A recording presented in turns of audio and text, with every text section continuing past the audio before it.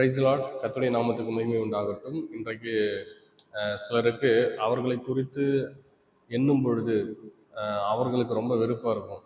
அதாவது, நான் ஏன் இப்படி இருக்கிறேன், என் குடும்பத்தில் ஏன் இப்படி எல்லாம் நடக்குது, என் லைஃப்பில் ஏன் இப்படியெல்லாம் நடந்துட்டு இருக்குது, எனக்கு ஏன் எந்த திறமையும் இல்லை, என் சரீரத்தில் ஏன் இப்படி இருக்குது, பல கேள்விகளை எழுப்பி எழுப்பி அவர்கள் என்ன பண்ணுவாங்கன்னா வெறுப்பார்கள். வேதத்தில் கூட நீங்கள் பார்க்கும் பொழுது மேவிபோசேத் என்கிறதான ஒரு மனிதன் இருந்தார். அவருக்கு 2 காலுமே முடம், 2 காலுமே அவர் செயல்படுத்த முடியாது. ஆனால் அப்படிப்பட்டதான ஒரு மனிதனை தாவீது ராஜா என்ன பண்றாருன்னா, அவருடைய அரண்மனையில ராஜாவினுடைய பந்தியில நித்தமும் டெய்லி சாப்பிடும்படியாக அவரை உயர்த்தி வைக்கிறார்.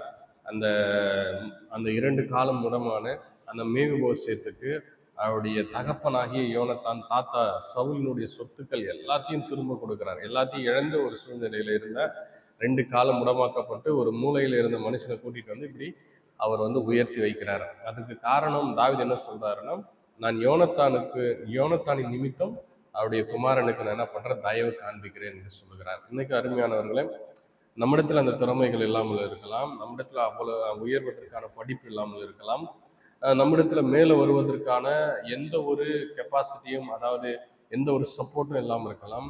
ஆனால் ஆண்டவராகிய இயேசு கிறிஸ்து கல்வாரி சிலுவையில செய்து முடித்த அந்த மீட்பின் செயலை நாம் விசுவாசித்து அவரை உறுதியாய் பற்றி பிடித்து கொள்கிற பொழுது பிதாவாகிய தேவன் நமக்கு இயேசு கிறிஸ்து செய்த அந்த செயலை நிமித்தம் தயவை காண்பித்து, எப்படி தாவீது ராஜா யோனத்தானின் நிமித்தம் தயவு காண்பித்து 2 காலம் முடமாக்கப்பட்ட மேவிபோசேத்தை உயர்த்தினாரோ, அவருடைய பந்தியில் அமரச் செய்து எல்லாத்தையும் திரும்ப கொடுத்தாரோ, அதுபோல நீங்க எந்த எவனாலும் இழந்திருக்கலாம். நீங்க ஒருவேளை உங்க செல்வத்தை, பணத்தை எல்லாம் இழந்திருக்கலாம், நீங்க சுகத்தை இழந்திருக்கலாம், எதை வேண்டுமானாலும் நீங்க இழந்திருக்கலாம். கர்த்தர் இன்னைக்கு இயேசு கிறிஸ்துவின் நிமித்தமாக பிதாவாகிய தேவன் உங்களுக்கு தயவு காண்பிப்பார், உங்களை உயர்த்துவார், மேலே கொண்டு வருவார்.